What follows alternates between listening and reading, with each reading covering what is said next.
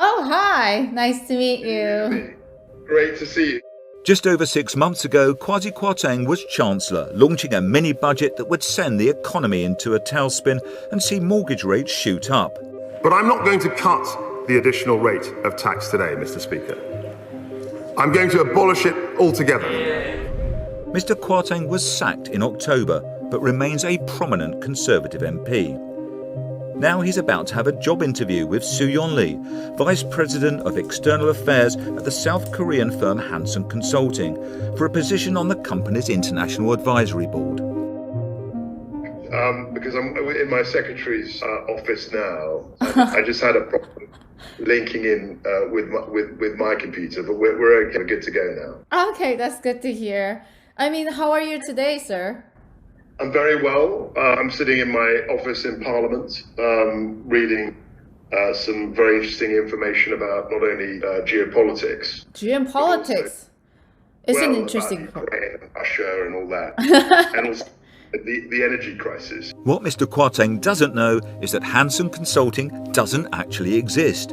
It has no clients, no money and no staff, and Soo-yeon Lee is an undercover reporter. I'm Anthony Barnett and I've been an investigative journalist for more than 20 years, and Led by Donkeys approached me to help them conduct an experiment.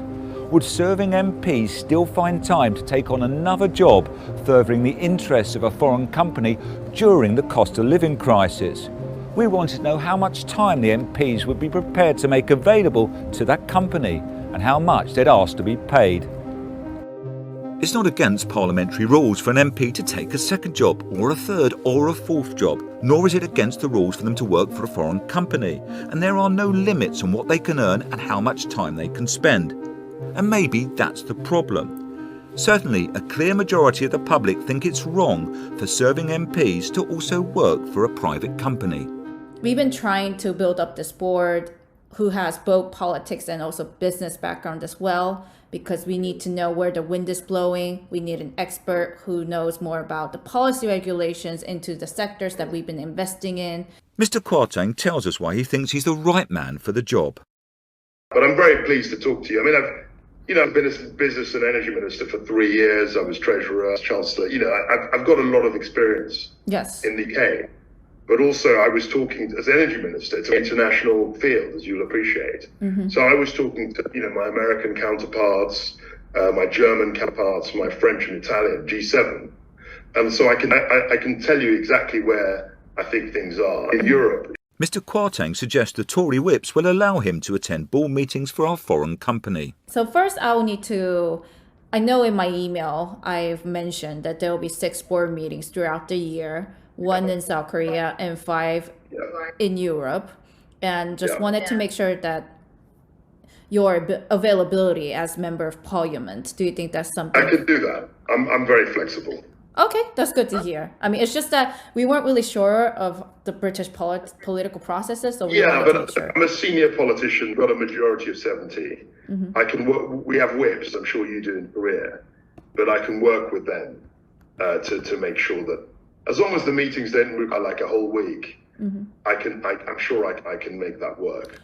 That sounds promising to us. Thank you. And also, we might ask also one-off meetings depending on the urgency, like the pressing issues that we need to discuss or decide at hand. Sure. So will you be available for those as well? I should be, but obviously they're whole meetings. In all seriousness, I think you seem extremely professional, and I would be very interested to see what you have to offer in this regard. Okay, I mean, regards to one-off meetings, it will mostly be over a call, Zoom call, virtually. So Zoom, I can do a Zoom call at a minute's notice. Okay.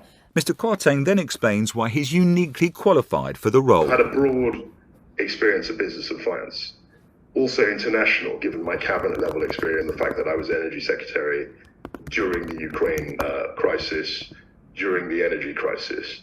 And I also, briefly as Chancellor, I looked at the challenges of public finance. So I would say, my generation in the UK, there are very few people who've had the breadth of experience that I had across business and politics at the highest level. There are probably 2 or 3 people. And none of them that I can think of had anything like the energy experience I've had. I was an energy minister for 3 years as a junior minister and also as the cabinet minister. Yes. So I've had just to sell myself, I've had a really broad experience of energy, of public finance, and also in the corporate sector when I was younger, that I think I can contribute to any board discussions in a helpful way.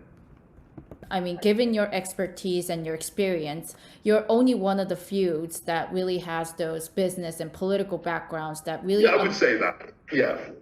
Business and political background that really understands the sectors that we've been investing into. We are really willing to pay the right level for the right person. So we would like to talk about arrangements of fees. I mean, do you have a daily rate? Yeah, I mean, a yearly rate. Yes. I mean, I would say as an MP, obviously I don't need to earn a king's ransom, but I would do anything less than for about $10,000 a month. Dollars or pounds? Well, pounds sterling. Sterling's okay. 10,000 pounds a month. Yeah. Okay. That sounds. What sort of ballpark are you looking at? Actually, we were looking into, I mean, this is just a number that's in front of me. I put it down in my memo, so I'm just looking into it. So actually, we were looking into 8,000 to 12,000 pounds a day. Yeah, okay. How many days a month is that? I mean, we have 6 board meetings, but it's just that. Okay. There will be more days back and forth. So yeah, we're not a million miles off. Yeah, okay. I mean, 8 to 10,000 a day. That's fine. But I'm thinking if there are 12 days that I do a year, that's 12. That's the numbers we can work. We can work with the numbers. But yeah, 8 to we would definitely will be willing to pay the top of the range. So. Okay. Well, it's particularly if I'm going to Korea, I'd like to be compensated for that. Yes, definitely. We will arrange all the compensations and all that. So yeah, I mean, I'm 10,000 a day, and I'd invoice it each day. I wouldn't expect a regular retainer, but we could do it that way as well. So 10,000 pounds a day. Yeah. Okay, sounds good. We mentioned that we'll soon be in Britain. And also, regards to setting up the meeting, I mean, we're basically trying to meet the right person for the right occasion. Yeah. So is this also something that you'd be able to help us with? Yeah, I could help you a bit. I mean, obviously, we'd have to have a relationship, but you seem like a really intelligent, pleasant, and easy to deal person. Later, talk turns to Boris Johnson. Boris Johnson is the best campaigner you will ever see. Wow, I mean, we're hoping to meet him someday, maybe. I'm sure you will. I mean, let's talk. I'm sure we could try and arrange that. Oh, sounds good. I mean, I'll let him. I'm not pressing anything, but he's someone I know. He's a great guy. Okay. And then we begin to wrap up the job interview. So I've got a very international perspective, I would suggest, given my energy experience and also given my own family background.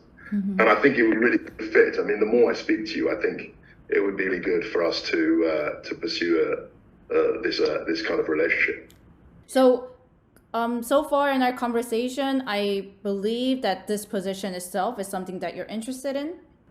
Yeah, I'm interested in it. Okay, so I think I do a good job at it. I think yes. In terms of your interests, I think I'd be very well placed to help advise you. We said our goodbyes and told the former Chancellor we would be in touch shortly. During the entire conversation with Mr. Kwarteng, he never once mentioned his constituency duties. We asked Mr. Kwarteng for a statement, but at the time of publication, we had not yet received one.